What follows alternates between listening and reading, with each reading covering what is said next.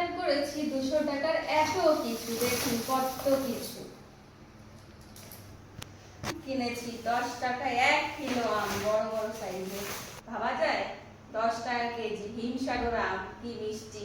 ওর 20 টাকা হয়। আমাকে বললো, দিদি তুমি ইউটিউবে ভিডিও বানাও, তোমার ভিডিও রোজ দেখি, তুমি দুটো নিয়ে যাও 10 টাকায়। 10 টাকায় কুমড়ো, তুরই, কত সস্তায় বাজার আজকে। ভুট্টা, বেবিকর্ন,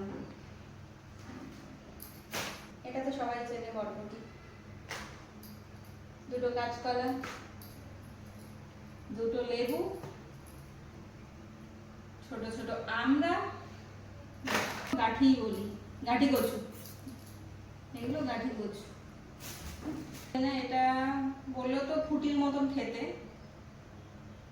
ফুটি তো গোল হয়।